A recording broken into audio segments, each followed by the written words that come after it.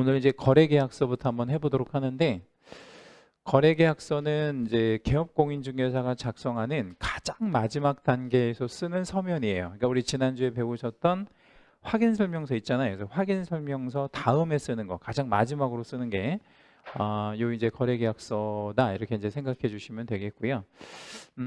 보시다시피 이제 뭐 출제가 곧잘 되는 편이에요. 여기다 우리 별 하나만 좀 잡겠습니다. 자, 조문을 한번 읽어 봐 드릴게요. 개공은 중개대상물에 관하여 중개가 완성된 때, 이제 여기서 중개가 완성된다라는 거는 그 계약서를 써야만 중개가 완성된다는 게 아니에요. 왜 그러냐면 중개가 완성된 때라고 주고 뭐라고 했냐면 거래계약서를 작성하고 이랬잖아요. 그렇죠? 그러니까 이게 무슨 말이냐면 중개가 완성이 되는 것과 거래계약서를 작성하는 게 같은 말이 아니라고요. 그렇죠? 그러니까 시점적으로 보면 그러면 뭐가 먼저예요? 중개 완성이 먼저지. 그러니까 완성이 되고 나서 계약서를 써라, 이런 말이에요. 그러니까 이 중개 완성과 계약서를 쓰는 게 다른 말이라고 이렇게 생각해 주셔야 돼요. 시점적으로 보면 완성은 지난주에도 말씀드렸듯이 의사가 합치되는 시점을 얘기한다. 그러니까 뭐 구체적으로 말하면 팔고자 하는 사람, 매도인은 판다 그러고 매수인은 산다 그러면 그게 뭐가 되는 거예요? 중개가 완성되는 거죠. 그럼 중개가 완성됐어. 그러면 뭔가 매듭을 짓기 위해서 써야 될 거 아니에요. 그 쓰는 게 우리 뭐라는 거예요? 거래계약서다. 이렇게 생각을 하시면 되겠고, 그래서 이제 이거 써서 누구 줄 거냐?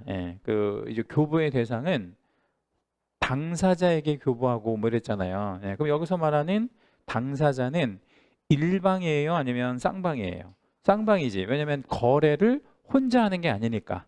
거래 당사자 쌍방에게 교부하고, 여기다 우리 별 하나만 해주시고, 그리고 이게 이제 거래계약서가 이제 사고들이 많이 터진단 말이에요. 그러니까 소위 말하면 이제 뭐 개공의 고의과실로 인한 사고도 있겠지만 그 외적인 사고도 굉장히 많이 터진단 말이에요. 그래서 그 증명하기 위해서 원본, 사본, 전자문서를 5년 동안 보존해라 뭐 이랬는데, 여기도 우리 채색 하나만 좀 잡을게요. 5년 동안 보존해라.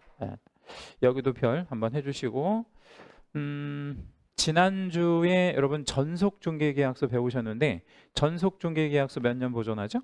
3년. 확인설명서도 3년 보존하고, 요것만, 즉 거래계약서만 몇 년 보존해요? 5년. 그러니까 이제 보존 서류가 3개가 있는데 요것만 5년을 보존한다, 이렇게 생각하시면 되겠고, 중요하고, 그 다음에 이제 계약서를 보존을 할 때 뭘 보존할 거냐, 이제 그 방법에 대한 언급을 하고 있는데, 원본을 보존해도 괜찮아, 뭐 이런 얘기예요. 원본은 개공이 뭐 이제 이렇게 그 수기로 썼다든가 아니면 뭐 그 프린터기로 출력을 했을 때 실제 거기 이름 쓰고 서명하고 날인한 진본, 이게 이제 원본이고, 원본을 카피 뜨면 그게 뭐가 되겠어요? 사본이 될 테고, 그 다음에 여기서 이제 전자문서는 스캔 같은 거를 받아서 파일 형태로 보존하는 거를 전자문서라고 해요. 그러니까 이게 복사본이고 이거는 파일이다, 이렇게 생각하시면 됩니다. 그리고 여기 이제 단서 있잖아요. 이 단서도 되게 중요한데 여기에다가 전체 채색을 한번 할게요. 이게 의외로 좀 잘 나오는 부분이고, 이게 뭐냐면 공인전자문서센터에 보관이 된 경우가 어떤 경우라고 제가 지난주에 말씀드렸냐면 전자계약을 체결한 경우라고 말씀드렸어요. 그렇죠? 전자계약 체결한 경우. 그러니까 계약서를 꼭 우리가 종이로 안 써도 되고, 그게 이제 전자적으로 전자계약 형태로 이제 체결할 수 있는데, 그렇게 됐다면 공인전자문서센터라고 하는 곳에다가 국가기관에서, 이게 국가기관이에요, 공인전자문서센터가.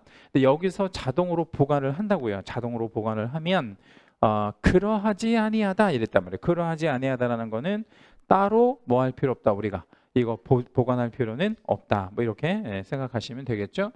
그러면 우리가 이제 엄밀히 따지면 거래계약서를 보존하는 그런 방법이 4개가 있는 거예요. 4개. 어떻게 4개냐면 원본, 사본, 전자문서, 그리고 여기에 보관된 경우까지 하면 총 4가지 경우의 수가 나온다라는 거 기억해 주시면 되겠고, 2번 조문, 개공은 거래계약서를 작성하는 때에는 거래금액 등 거래 내용을 거짓으로 기재하거나 서로 다른 둘 이상의 계약서를 작성해서는 아니 된다. 뭐 이런 얘기인데, 예를 들자면 업계약서 같은 거 이런 거 써주지 말아라라는 얘기예요. 이제 업다운 계약서 있잖아요. 뭐 좀 금액 좀 다운해서 써줘, 아니면 좀 업해서 써줘, 뭐 이런 거, 그런 거를 쓰지 말으라는 얘기예요. 그럼 어떻게 하라는 거예요? 있는 그대로 이제 그 거래한 내용 그대로를 작성을 해야 된다. 뭐 이렇게 생각해 주시면 되겠고, 서명 민날인의 의무가 있죠. 이 서명 민날인은 지난주도 한번 말씀드렸듯이 뭐 하고 뭐 해야 되는 거예요. 서명 민날인은 이름 쓰고 도장 찍는 거, 서명 민 날이니까. 그래서 mit은 and의 개념이기 때문에 중요한 서류에만 이거 서명 민 날인하고 나머지는 서명 또는 날인하는 방식으로 이해하시면 되고, 이 읽어봐 드릴게요. 거래계약서에는 개공인 서명 민 날인하되, 자, 소공도 이제 그 중개업무를 할 수 있잖아요. 그러니까 해당 중개행위를 한이라는 표현에다가 별표 채색도 한번 해주시고 해주세요. 그러니까 소공은 서명 민날인을 해야 될 때가 있어요. 그러니까 항상 하는 게 아니고, 그럼 언제 소공이 서명 민날인을 하는 거예요? 해당 중개 행위를 했을 때. 그 말은 돌려 말하면 내가 해당 업무를 안 했다면, 내가 뭐 책임질 일을 하지 않았다면 뭐 할 필요가 없는 거예요. 서명 민날인 할 필요가 없는 거죠. 이제 사실 이제 서명 민날인은 좀 이렇게 부담스러운 아니면 안 부담스러운, 서명 민날인하는 게 부담스러워요, 안 부담스러워요? 부담스럽죠. 내가 이거 책임져야 되는 문제가 생기니까. 그래서 소공의 입장에서는 반드시 할 필요는 없다. 이제 해당 업무를 했을 때는 그 대신 해야 된다. 이렇게 생각해 주시면 되겠고, 물론 이제 개공은 항상 해야 돼요. 자기 사무실에서 발생하는 것이니까 최종적인 책임은 개공이 져야죠.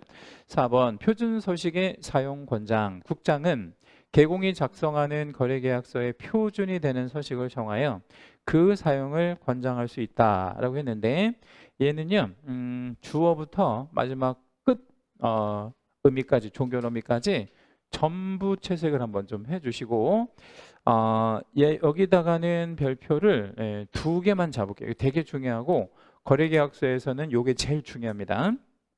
자, 첫째는 여기 보조단에다가 이렇게 하나만 적어주세요.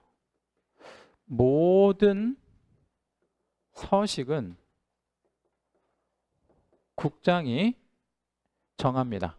그러니까 우리 과목에서 쓰여지는 모든 서식, 예외 없어요. 모든 서식은 누가 만들 거냐면 국장이 만들 거예요. 국장. 그럼 국장이 만드는 거를 같은 말로 뭐라고 표현을 하냐면 시행 규칙으로 만들 거다. 일단 요거는 좀 알고 계시고, 그럼 이제 우리 공부하실 때 도움이 좀 돼요. 자, 그런데 그 모든 서식에 이제 거래계약서도 당연히 들어갈 거 아니에요. 그래서 표준 서식, 이 서식을 정하는 주체는 국장이에요. 근데 여기가 아주 특이하게 권장할 수 있다 이렇게만 해놓고 실제로 권장하고 있지 않아요. 권장하고 있지 않다. 이게 OX가 아니고 그냥 이렇게 하고 있다고, 실제 권장 안 하고 있다고요. 그러면 이런 의미예요. 국장은 거래계약서의 표준 서식을 권장할 수 있는 권한은 있는데, 그렇죠? 권한은 있는데 실제로 안 하고 있다고. 실제로 안 하고 있다고. 그러면 질문, 거래계약서에 관련된 표준 서식이, 그러니까 표준 서식이라는 거는 법으로 정해져 있는 서식이 있다는 거예요, 아니면 없다는 거예요? 없다는 거지. 그러니까 권한은 있는데 안 하고 있다고요. 그래서 유일하게 거래계약서에 대해서는 표준 서식이 없어요. 그럼 표준 서식이 없으면 어떻게 해? 우리가 만들어서 쓰는 거예요. 임의 서식을 만들어서 쓴다. 다시 한번 말씀드릴게요. 거래계약서는 국장이 정할 수는 있는데 정하고 있지 않다. 그러면 거래계약서는 우리가 만들어서 써야 된다라고 생각을 해주시면 되겠고요. 이거를 제외한, 이 서식을 제외한 모든 서식은 다 정하고 있어요. 근데 그걸 누가 정하고 있다고요? 국장이 정하고 있다. 이렇게 기억하시면 됩니다. 자, 이제 위에 조문 보신 거를 이제 좀 간단하게 정리하면, 첫째 작성의 의무라는 게 있죠. 작성. 이제 작성의 의무라는 거는 개공만 부담하는 의무입니다. 예, 그러면 여기다 우리 화살표 하나만 해주시고 소공한테는 작성의 의무 있다 아니면 없다? 없다. 그죠? 예, 소공은 작성의 의무는 없다 그랬어요. 그러나 소공이 확인 설명서든 거래계약서든 쓸 수 있어요 아니면 못 써요? 쓸 수는 있어요. 근데 그게 의무가 아니다. 이렇게 기억해 주시면 돼요. 그럼 다시 한번 작성의 의무는 누구한테만 있다고요? 개공한테만. 그리고 여기서 아까 위에서 말씀드린 대로 중요한 거는 거래계약서는 무슨 서식이 없대? 표준 서식이 없어요. 예, 그래서 우리가 그냥 만들어서 써야 돼요. 임의 서식을 사용하면 됩니다. 임의 서식이라는 건 개공이 만드는 거. 뭐 이렇게 생각해 주셔야 돼요. 여러분 내년 10월 25일 날 시험 보잖아요. 그러면 25일 날 딱 시험 건다면 이거 먼저 만드셔야 돼. 이거 표준 계약서. 그래서 만들 수 있는 수준이 될까요? 안 될까요? 우리가 안 되면 안 되는데 돼야 되는데요. 그걸 만들어서 써야 되니까. 그래서 이거 꼭 만들어서 이제 나중에 사용하시면 되겠고요. 필요적 기재사항을 기재할 의무가 있는데 요거 밑에서 이제 다음 장에서 보여드릴 거고요. 9가지 필요적 기재사항이 있어요. 그래서 필요적이라는 건 빠뜨리면 안 되는 뭐 이런 것들이라고 보시면 되겠고, 그 다음에 위에서 업다운 계약서 써주면 안 된다 그랬잖아요. 그래서 업다운 계약서 쓰면 어떻게 할 거냐? 제재하겠죠 당연히. 그래서 만약에 거짓 기재, 이중 작성 이렇게 하면 우리 개공은 상대적 등록 취소. 이 상대적 등록 취소라는 거는 등록을 취소한다 아니면 할 수 있다. 할 수 있다. 그럼 안 할 수도 있는 거잖아요. 그럼 안 한다면 업무정지 때리겠다는 거죠. 그러니까 항상 상추일 때는 업무정지랑 같이 생각하셔야 되고, 그 다음에 만약에 소공이 업계약서, 다운계약서 쓰게 되면 자격정지를 받을 수 있어요. 소공 같은 경우에 자격정지 받을 수 있고요. 이때는 개월수가 6개월짜리예요. 원래 자격정지는 6개월까지 받을 수 있는데 그냥 6개월을 때리는 거야. 기준 자체가. 이거 조금 많이 잘못됐다라고 보는 겁니다. 여기 상추에다가 별 하나만 잡을게요. 뭐 중요하고. 자, 이제 뒷장 넘어가시면 서명민날인. 서명민날인은 그 두 가지에만 하죠, 그죠? 뭐하고 뭐에만 서명민날인 합니까? 거래계약서하고 확인설명서, 거래계약서하고 확인설명서에만 서명민날인 하면 되겠죠? 기억번에 보니까 개공이라고 이제 제목 달아놓고 본인이 작성하거나, 그러니까 개공이 작성하거나 소공에 의해서 작성이 된 서면에는 서명민날인의 의무가 있다. 그러니까 개공은 언제나 해야 된다는 얘기고, 소공 같은 경우에는 뭐를 했을 때만 서명민날인 하면 된다. 해당 업무를 수행했을 때, 요 조건이 없으면 서명민날인은 안 하는 거예요. 자, 교부의 의무는 아까 얘기한 대로 쌍방에게 교부해야 된다. 쌍방에게 교부해야 된다. 그리고 보존은 아까 몇 년 보존한다라고 말씀드렸죠? 5년 보존. 요것만 유일하게 5년 보존하고요. 자, 7번은 부동산 거래 신고의 의무 뭐 이런 말 나와 있는데, 우리가 이제 거래계약서라는 거를 작성하게 되는 경우에 이 거래계약서가 종류가 굉장히 다양해요. 매매, 교환, 임대차, 뭐 또 뭐 지상권 설정, 뭐 저당권 설정, 여러 가지 거래계약을 우리가 이제 써줄 수 있는데, 그 중에서 부동산 거래 신고 대상 거래계약서를 작성 교부한 경우 뭐 이랬잖아요. 여기다가 밑줄을 좀 하나만 잡아주시고요. 요 신고 대상 이렇게 한번 빼볼게요. 별다른 거 없고 매매와 공급 계약을 얘기하는 거예요. 그래서 우리 부동산 거래 신고는 요거 딱 두 가지만 부동산 거래 신고해요. 매매와 공급 계약, 매매와 공급 계약, 매매와 공급 계약. 그러니까 매매는 이제 매도인과 매수인이 하는 거고, 공급은 공급자가 이제 공급받는 사람한테 공급하는 거. 뭐 아파트를 지어서 공급한다든가, 왜 우리 소위 집 장사라고 하는 거 있잖아요. 그런 사람이 공급해가 지어서 공급하는 뭐 일종의 이제 그런 계약, 매매의 일종이라고 보시면 되는데, 그러한 그 두 가지 계약만 신고해요. 부동산 거래 신고. 근데 이 부동산 거래 신고는 나중에 뭐 다시 말씀드리겠지만 이거는 30일 안에 해야 돼. 30일 안에. 근데 이거를 누가 해야 하느냐가 중요하거든요. 근데 누가 하는 게 원칙이냐면 당사자가 하는 게 원칙이에요. 매수가 하는 게 원칙인데, 누가 있을 때는 누가 해야 되냐면 개공이 있을 때는 무조건 개공이 이걸 해야 돼. 그래서 개공이 30일 안에 신고해야 된다. 그럼 반대로 얘기하면 개공이 이 매매계약서랑 공급계약서를 안 썼으면, 그죠? 이 신고할 필요가 없는 거지. 근데 이거를 이제 썼을 때는 꼭 신고를 해줘야 된다. 뭐 이런 얘기.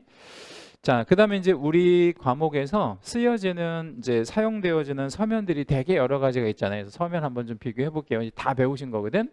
근데 일반 중개계약서 지난주 잠깐 보셨고 전속 중개계약서 보셨어요. 요거 보신 거 기억나요, 안 나요? 기억나죠? 이거 법정 서식이 다 있고 확인 설명서도 보셨잖아요. 우리 그 네 가지 서식 있는 거. 뭐 그다음에 이제 거래 계약서는 유일하게 없다라고 말씀드렸죠. 그래서 여기다가 별 하나만 잡으세요. 법정 서식이 거래 계약서에만 법정 서식이 없다.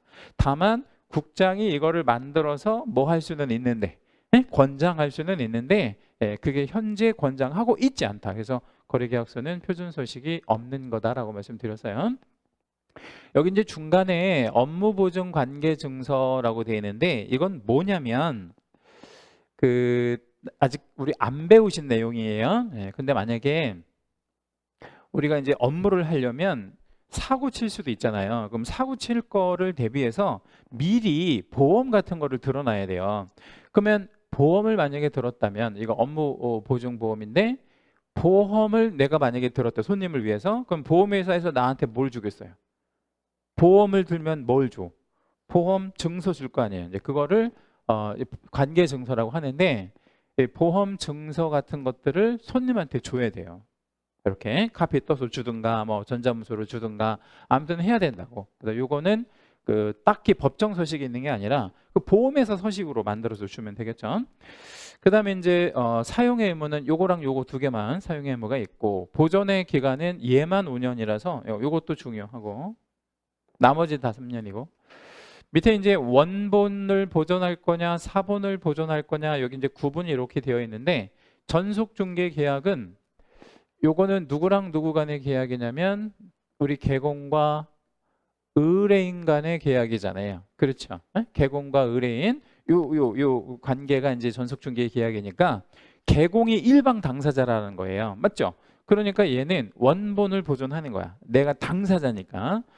다만 이제 확인 설명서하고 거래 계약서는 당사자들에게 원본을 주고 개공은 사본을 보존해도 된다. 혹은 전자문서를 갖고 있어도 되고 뭐 이런 느낌이라고 생각하시면 되겠고 근거는 뭐 중요하지 않고 뭐 일방 쌍방 우리 이제 중개계약서는 다 일방이고 확인 설명서 그리고 거래계약서는 쌍방 교부이고 업무보증 증서가 쌍방 교부라고 되어 있는데 요게 좀 중요해요. 여기 쌍방 교부라는 거 요걸 좀 잠깐 제가 사례를 하나 여기다 좀 적어 놔드릴게요. 요 사례를 좀 저랑 같이 좀 적어 주세요. 자, 개공이 있고 개공이 있어요. 요렇게 말하자면 공동중개 하려고 해요. 이쪽에 매도인이 있습니다. 이쪽에 매수가 있다고 한번 가정을 해보죠. 그러면 보수를 받을 때는 이렇게 둘이 이제 거래할 거예요. 이런 식으로 이제 거래를 할 건데 매매를 할 건데 왼쪽 개공은 누구한테 보수 받을 수 있어요? 얘한테. 그리고 오른쪽 개공은 누구한테 보수 받을 수 있어요? 매수인한테. 그렇죠? 그러면 만약에 여러분이 왼쪽 개공이면 보험 증서는 누구한테만 주고 싶어요? 여러분이 왼쪽 개공이야. 그러면 내가 증서를 줘야 될까? 내가 돈을 받았으니까 누구한테만 주고 싶냐고? 얘한테만. 왜 얘한테만 주고 싶어요? 얘가 나한테 돈 줄 거니까. 맞죠? 그런 거잖아요. 얘도 증서는 얘한테만 주고 싶을 거 아니에요. 그렇죠? 근데 법적으로 이렇게 하면 안 돼. 그럼 누구한테도 줘야 된다는 거야? 이렇게도 줘야 된다. 이 증서를. 왜냐하면 공동으로 중개했으니까. 그게 뭔 말이냐면 만약에 사고가 터지면 책임은 어떻게 줘? 같이 줘. 뭐 이런 얘기예요. 그러니까 너가 돈 받는 손님한테만 이거 주면 안 된다는 거예요. 그래서 이 업무 보증 관계 증서는 쌍방에게 교부해야 돼요. 그리고 이 증서는 쌍방에게 교부하지 않으면 100만 원 이하의 과태료가 있는데 이 맨 밑에 보면 백과태료라고 써 있잖아요. 이것도 중요해요. 여기다도 우리 채색 하나만 좀 잡아주시고 여기도 별. 그러니까 100만 원 과태료에서는 얘가 제일 잘 나와요. 자, 다시 한번 말씀드리면 증서는, 그러니까 업무관계 보증 증서는 내 손님한테만 주면 안 된다고. 상대방 손님한테도 줘야 돼요. 자, 그럼 여러분, 개공이 혼자 중개하는 걸 단독 중개라고 하고 2명 이상이 중개하는 걸 공동 중개라고 하거든요. 그러면 손님의 입장에서는 무슨 중개가 더 안전하겠어요? 그러니까 이 손님들의 입장에서는 단독 중개 아니면 공동 중개, 뭐가 안전해? 공동 중개가. 왜냐하면 책임져 주는 사람이 2명이니까. 그렇죠? 그게 훨씬 더 안전할 수 있다, 이 얘기예요. 자, 그 다음에 뭐 전자적 처리 크게 중요할 거 없고, 서명 맨날에는 2가지, 확인 설명서, 거래계약서에만 개공인 서명 맨날에는 하는데, 소공은 세무로 처리했잖아요. 이유가 뭘까요? 여기 세무로 처리한 이유. 해당 업무를 수행했어. 그러면 서명 민날인 하고, 반대로 해당 업무를 수행을 안 했어. 그러면 서명 민날을 할 필요가 없는 거죠. 그래서 세무로 이렇게 표시를 한 거예요. 나머지는 뭐 크게 중요할 거 없어요. 제가 지금 뭐 별표해 드렸거나 채색하신 정도만 알고 계시면 됩니다. 자, 어찌됐든 간에 이 표에서 제일 중요한 건 뭐냐? 거래계약서는 표준 서식이 없다는 거. 이게 제일 중요하다. 다른 건 다 있는데 표준 서식, 얘는 표준 서식이 존재하지 않는다. 자, 이제 뒷장 넘어가 보시고 거래계약서 필요적 기재 사항이라고 되어 있는데, 이게 이제 35회 기출이 됐어요. 여기에서. 근데 되게 좀 오랜만에 나온 거이긴 한데 잘은 안 나와요. 이게 잘은 안 나오는데 이제 가끔 나온단 말이에요. 근데 이거를 필요적 기재 사항이라고 했으니까 빠뜨리면 안 된다, 뭐 이런 느낌이잖아요. 근데 이거를 애울 필요는 없다. 왜 애울 필요가 없냐면 거래계약서에 빠지면 안 되는 거라고 생각하시면 돼. 그리고 그냥 상식적으로 생각하시면 되겠죠. 첫 번째, 인적사항 빠지면 안 된대. 그 얘기는 무슨 얘기냐면, 계약서에는 만약에 매매계약서면 매도인과 매수인을 꼭 적어야 된다 이 말이에요. 그럼 매도인도 공란, 매수인도 공란이면 그런 거래계약 자체가 성립이 안 되잖아요. 누가 팔고 누가 사는지 모르니까 이거 빠뜨리지 마, 이런 얘기고. 물건을 표시한다는 건 무슨 얘기냐면 물건을 특정하라는 거지. 내가 매매계약서를 하나 썼는데 당사자는 다 썼어요. 그리고 뭐 얼마에 뭐 10억에 거래할 거니 다 썼는데 이걸 안 썼네? 어느 물건인지 안 썼어. 그 목적물에 특정이 안 됐잖아. 그럼 불성립이지 뭐. 이건 당연히. 그리고 계약일도 꼭 적어라 이 얘기인데, 계약일은 왜 적냐면 아까 우리 그 부동산 거래 신고 같은 경우에는 체결일로부터 며칠 안에 신고해야 된다 그랬어요. 30일. 그러면 계약일을 알아야 될 거 아니에요. 그래야 신고를 하든 말든 하든 뭘 할 거 아니에요. 여러 가지 이제 기준의 계산점. 그 다음에 여기 거래 금액에다가는 채색 한번 하시고 8번에 전체 채색. 나머지는 제가 다 이해시켜 드릴 수 있는데 요 4번하고 8번은 이해보다는 확실히 여러분 머릿속에 이렇게 각인시켜 주셔야 돼요. 왜냐하면 틀릴 가능성이 되게 높거든요. 요거는. 자, 거래계약서의 필요적 기재사항에서 제일 잘 나오는 함정은 뭐냐면 거래 예정 금액이에요. 거래 금액이 아니라, 다시 한번, 거래계약서 필요적 기재사항 아닌 거 찾아라 해서 제일 잘 나오는 게 뭐라고요? 거래 예정 금액. 예정 금액 쓰면 안 돼. 그럼 예정 금액은 언제까지만 써야 된다 그랬죠? 지난주에? 5글자. 확인 설명서까지만. 확인 설명서까지만 예정 금액. 그러면 거래계약서에서부터는 무슨 금액이라고 들어가야 돼? 거래 금액. 여기는 예정자 쓰면 안 된다. 이것만 좀 잘 기억하시고, 물건의 인도일시를 적어주라는 거는 며칠 날 몇 시경에 물건을 넘겨주겠다, 이렇게 이제 특정을 해줘라, 이런 얘기입니다. 그러면 날짜와 시간까지 이렇게 해줘야죠. 날짜와 시간까지. 예를 하나 들어봅시다. 12월 25일 날, 이달 25일 날 잔금 치르고 물건을 인도하기로 했어요. 그러면 날짜만 정해준 거야. 12월 25일 날 잔금과 물건의 인도, 이렇게만 써놓은 거야, 거래계약서에. 그러면 무슨 문제가 생기냐면, 자, 이사 갈 사람과 이사 들어올 사람 있잖아요. 매매계약이니까. 이사 갈 사람은 언제 짐 빼요? 오전에 빼는 거 우리 상식이지. 우리 상식. 근데 그 사람이 밤 11시 30분에 짐을 빼겠다는 거야. 예를 들자면, 그러면 들어올 사람은 언제 들어와? 우리 상식으로는 오전에 들어오는 게 상식이잖아요. 근데 만약에 들어올 사람은 새벽 4시에 들어온다고 만약에 가정해 봅시다. 그러면 거의 한 열 몇 시간 정도를 기다려야 되는 문제가 생기잖아요. 이게 대표적인 중개 사고예요. 근데 기다리는 게 뭐가 중개 사고냐 이렇게 생각할 수 있는데, 누가 기다리는 거예요? 당사자가 기다리는 건 사실 이제 기다리면 되는데, 이삿짐 그 업체에서 기다리면, 만약에 이삿짐 업체에서 15시간 기다린다고 생각해 봐. 짐을 못 풀고. 그럼 걔네가 그냥 원래 계약한 돈 받고 해주겠냐고. 천만에 만만해. 아마 셋답으로는 달라고 할걸요. 15시간이면 세탕 뛸 수 있는 그 시간이니까. 그러니까 이게 뭐까지 꼭 특정해 줘야 돼. 시간까지. 이렇게 한번 쓸게요. 날짜와 시간까지 정확하게 특정해 주셔야 돼요. 그러면 12월 25일 날 잔금 치르기로 했다. 인도하기로 했다. 그러면 12월 25일이 날짜잖아요. 그죠? 그럼 시간은 어느 정도 정해 주셔야 되냐면, 뭐 오전 오후 이렇게 일단 정해줘. 오전 11시경 뭐 이런 정도까지는 적어줘야죠. 자, 오전 11시경이라면 코리안 타임이 좀 적용이 돼요, 안 돼요?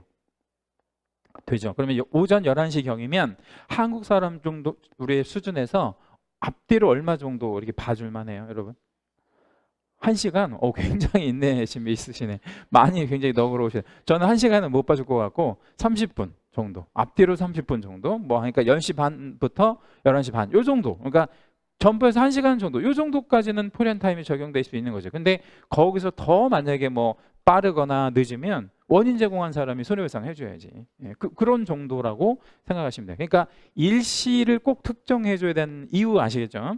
자, 그 다음에 이제 권리 이전의 내용은 무슨 얘기냐면, 여기다 이렇게 써 놓을게요.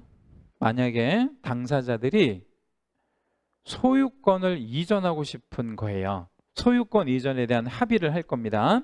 그러면 계약서의 제목을 뭐라고 써야 소유권이 이전된다라는 거를 제3자, 즉 등기관도 알고 은행원도 알고 법무사도 알고 할까요? 매매라고 써야지. 예, 그러니까 여기다가 매매계약이라고 하는 제목을 써야 된다 이 말이에요. 이 말은 어떤 권리를 넘길지 모르니까. 예. 그럼 만약에 당사자들의 내심의 의사는 소유권 이전이에요. 소유권 이전인데 이렇게만 쓴 거야. 계약서, 세 글자로. 계약서. 이렇게 하면 중개사고라는 거야. 왜요?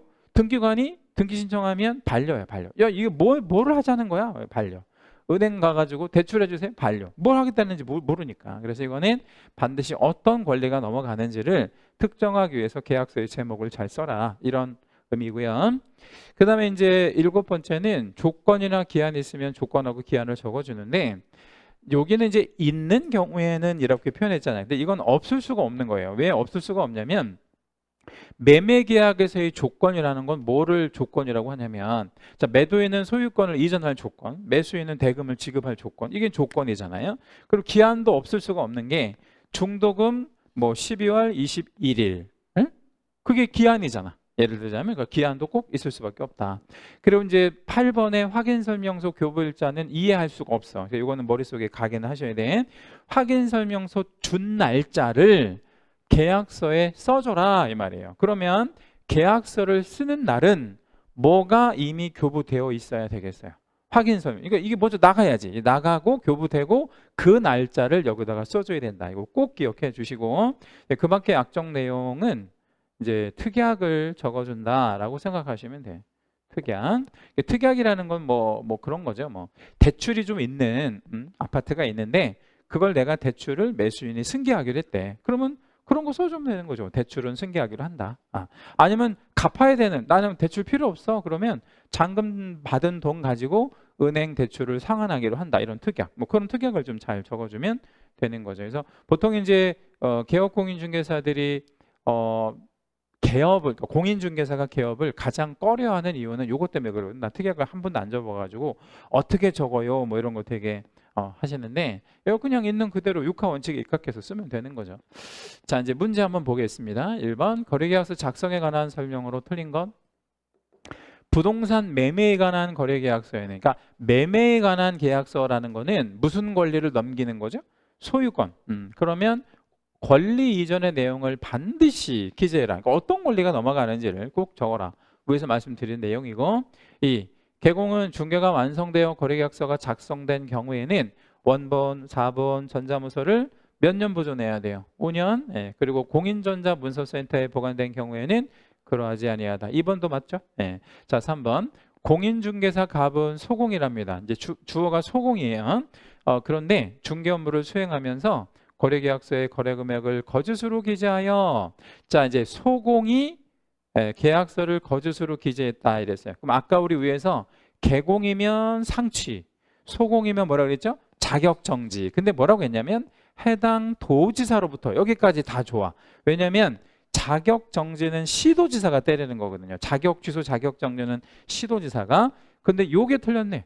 과태료 처분을 받을 일은 없죠. 자격정지 사유인데 왜 과태료 왜 때려요? 이건 과태료를 때릴 일이 아닌 거죠. 그래서 정답은 3번이 되고. 4. 법인인 개공의 분사무소에서 계약서를 작성하는 경우. 여러분 질문 하나 드립니다. 분사무소에서도 계약서 쓸 수 있어요? 그럼요. 그러려고 책임자가 내려가 있잖아.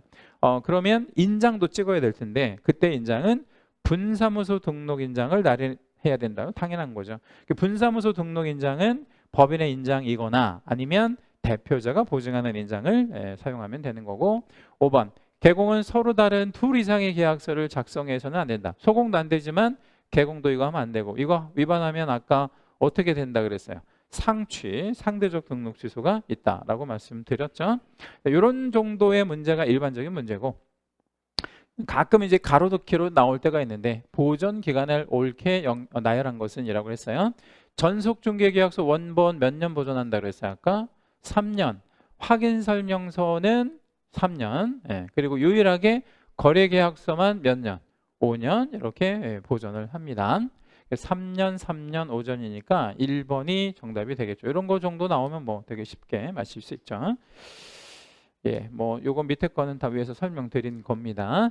자, 이제 6절에 넘어가시면 계약금 등의 반환 채무 이행 보장 제도로 한번 넘어가 보는데, 얘는요 21회부터 35회까지 6번 나왔네요. 그러니까 한 뭐 시점으로 보면 한 3년에 한 번 정도 뭐 정도 나오는 뭐 이런 거라서 크게 중요하지는 않아요. 크게 중요하지는 않는데 내용적으로는 좀 알고는 계셔야 돼. 이거 계약금 등의 반환 채무 이행의 보장 제도 뭐 이렇게 이제 표현했는데, 여기다가 우리 밑줄을 좀 한 번만 해 주시고요. 이거를 영어로는요 에스크로우라고 얘기를 하고, 이건 이제 에스크로우라고 하는데, 우리나라 말로 번역을 하면 이행을 보장하는 이행 보장의 일종이다. 뭐 이렇게 생각하시면 될 것 같아요. 그래서 이행을 보장한다, 이렇게 이행을 보장한다. 근데 뭐를 이행을 보장하는 거냐면 앞에 계약금 등을 반환해 주는 거에 이행을 보장한다. 뭐 이런 얘기예요. 네, 그래서 요 이행 보장에 여기다 권고까지 한 번만 적어주세요. 권고라고 제가 썼습니다. 권고 이렇게 제목에다가 일단 이제 제목을 좀 먼저 써주시고, 이 취지를 좀 먼저 이해하셔야 돼. 여기 보면 에스크로우라는 말이 있잖아요. 에스크로우. 이 에스크로우가 뭔가를 좀 먼저 설명을 좀 드려보면, 제가 여기다가 뭐 이렇게 그림 같은 거 좀 적을 건데 안 적으셔도 괜찮아요. 그냥 들어만 보시면 돼요. 제가 어느 나라 지도를 한번 그려볼게요. 어느 나라인가 한번 보세요. 일본은 아닙니다. 제가 그냥 대충 그렸는데. 이렇게 그렸으면 모르시겠어요? 우리 저 손흥민 선수가 축구하는 곳, 영국이죠. 영국이 이렇게 생겼잖아요. 네, 영국을 이제 그린 건데, 영국은요 섬나라인데다가 땅도 되게 좁고, 그리고 여기 사실 이게 나라가 4개의 나라로 이렇게 나눠져 있어요. 4개의 나라로. 그러니까 땅덩어리도 좁은 데다가 더군다나 4개로 나라로 구성되어 있고, 그 다음에 땅이 굉장히 척박하고 농사도 잘 안 되고 뭐 그래요. 그럼에도 불구하고 한때 영국이 세계를 지배했잖아요. 근데 그게 이제 왜 그렇게 됐냐면 영국이 해양 기술, 그러니까 뭐 이제 그 조선업이라든가 해양하는 게 먼 바다 이렇게 왔다 갔다 하는 그런 기술이 굉장히 뛰어난 나라여서 이제 한때 세계를 지배했었잖아요. 그런데 16세기, 17세기 이때만 해도요, 이런 큰 범선이 10척이 나가면 뭔가 이제 무역을 하든, 뭐 수탈을 하든, 뭐 식민지를 뭐 개척을 하든, 10척의 이제 배가 나가잖아요.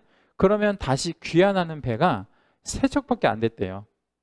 그러니까 7척은 어떻게 되는 거야? 다 그냥 바닷속에 다 침몰하는 거지. 옛날에는 뭐 이런 뭐 일기예보가 있는 것도 아니고 그러니까. 예. 그러니까 자본을 가지고 있는 사람들이 배를 띄우려고를 안 하는 거예요. 왜?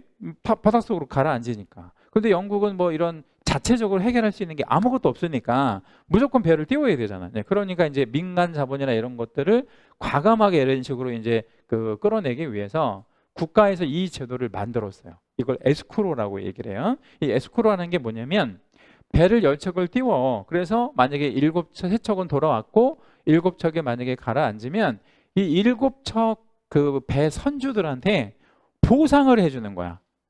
이거를 에스크로라고 얘기를 해요. 그래서 지금 현재 영국에서는요, 이 에스크로를 이제 달리 말하면 재보험 시장이라고 얘기해. 재보험.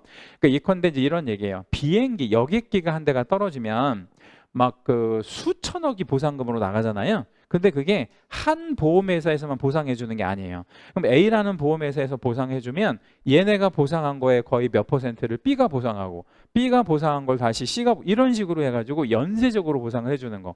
그것도 일종의 재보험 시장이거든요. 그래서 현재 영국이 이 재보험 시장에서 거의 세계 1위예요. 그러니까 이게 아주 오래된 역사를 갖고 있는데 이 에스크로우가요.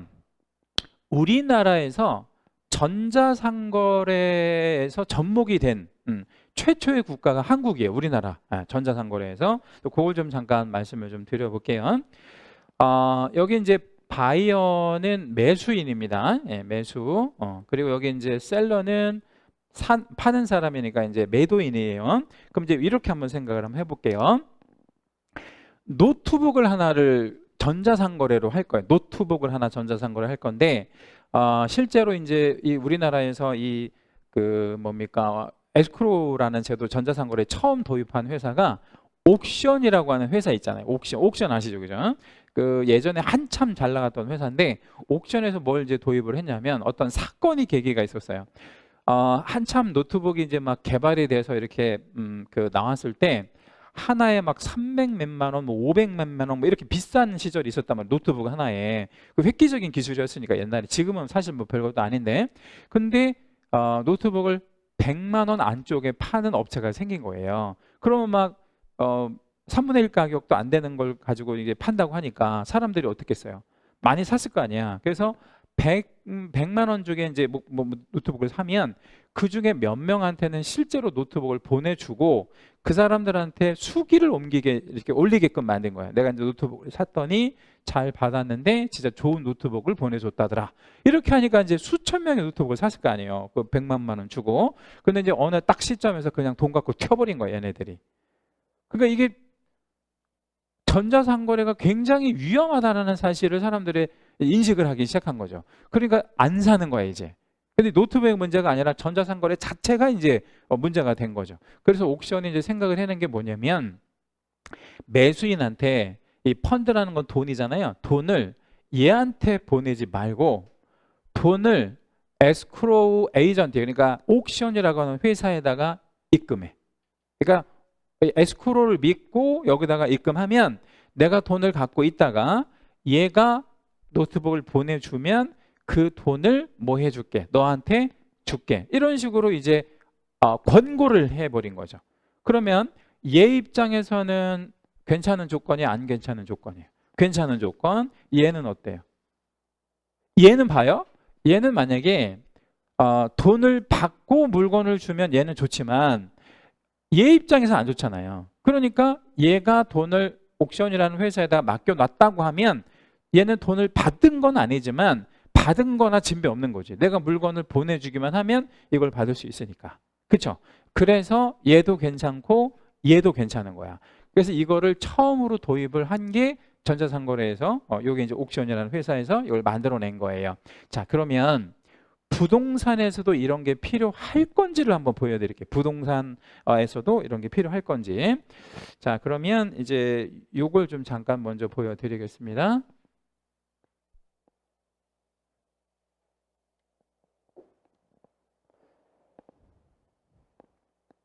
요 그림은 우리 교재에 있는 그림이 똑같은 거고, 요걸 좀 이제 보세요. 매매가가 100억이에요. 예, 매매가가 100억이면 굉장히 고가의 이제 물건이 거래가 되는 거잖아요. 그러면 이 100억이라는 돈은 누구한테 주는 거인지 저한테 한번 답변해 줘 보세요. 누구한테 주는 거야? 이 100억이라는 돈은 매수가 매도인한테, 예, 그리고 요거를 한 번에 줘요? 아니면 이렇게 여러 번 나눠서 줘요? 어떻게 나눠줘요? 계약금, 중도금, 잔금 뭐 이런 식으로 나눠주잖아요. 예, 그러면 계약금, 중도금, 잔금해서 100억이라는 돈을 매수가 매도인한테 줬을 거 아니에요. 그러면 매도는 이때 중요한 질문을 할 거예요.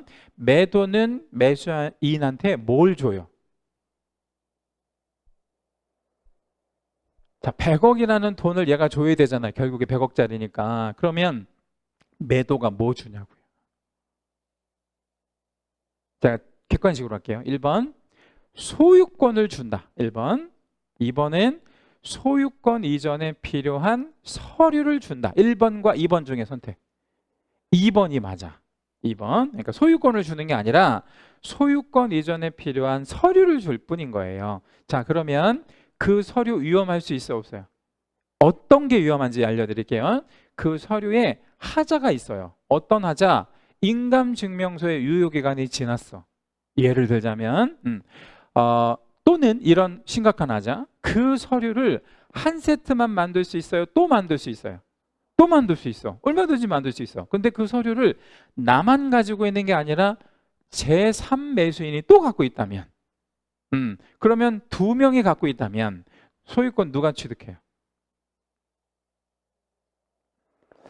먼저 서류 받은 사람이, 아니면 먼저 서류 접수한 사람이? 접수한 사람이. 먼저 접수한 사람이 소유권 취득해요. 늦게 접수한 사람은 소유권 취득을 못한다고. 그러면 얘가 늦게 접수를 해서 소유권 이전을 못 받은 상황인데 얘가 그 돈을 돌려주지 않고 도망갔다면, 그렇죠? 그럼 얘는 지금 얼마의 돈을 떼이게 되는 거죠? 100억. 엄청난 어떤 문제가 생기잖아요. 그래서 이러한 위험성을 개공이 파악할 수 있잖아요. 개공이 전문 직업이니까 개공이 얘네한테, 즉 매도와 매수인한테 권고하는 제도예요.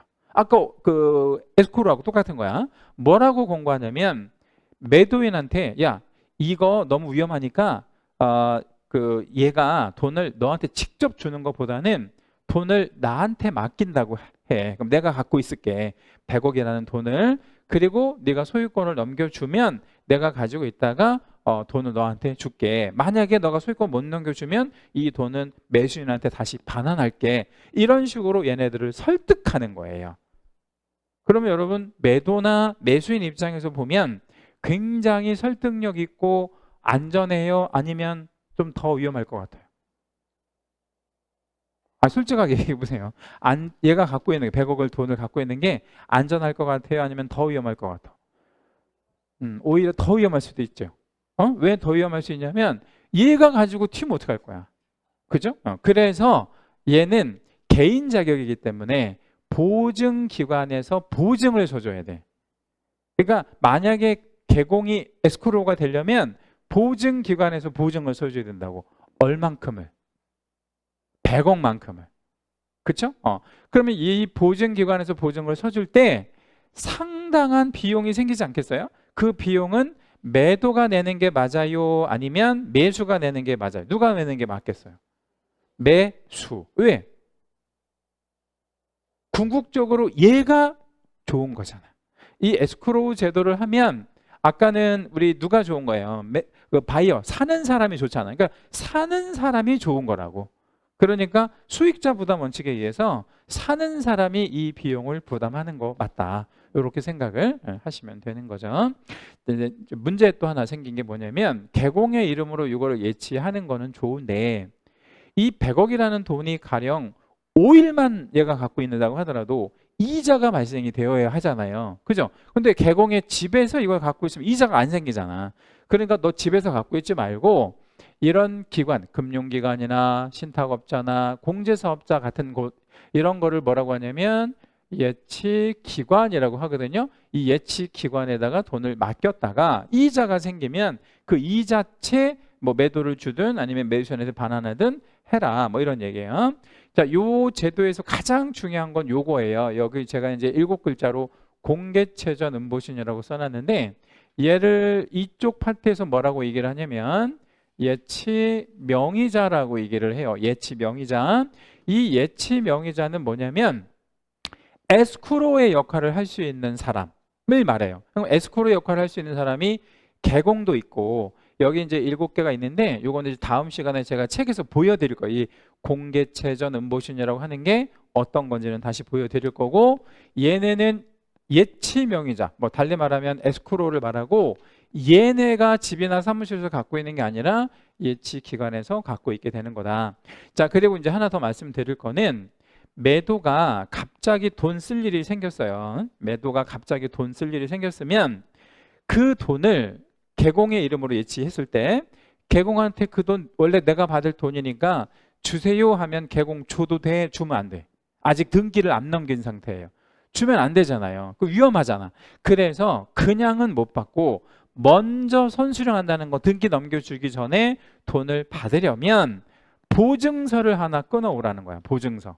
이 선수령을 위한 보증서. 그럼 이 선수령을 위한 보증서는 이런 데서 발행해줘요. 보증보험회사랑 금융기관에서 발행해 주는데 이거를 끊어다가 예치 명의자인 개공한테 주고 돈을 먼저 받을 수 있다. 뭐 이런 의미의 보증서예요. 자, 요거 이제 제가 구도는 다 말씀을 드렸는데 혹시 나 이해 안 된다 라든지 궁금하신 거 있으시면 취지만 한번 좀 들으시고 궁금하신 거 있으시면 질문하세요. 없어요? 없으면 안 되는데 궁금하신 거 이거를 좀 보시고 궁금하신 거 없어요? 그러면 100% 이해되셨어? 그럼 제가 질문 한번 드려볼게요.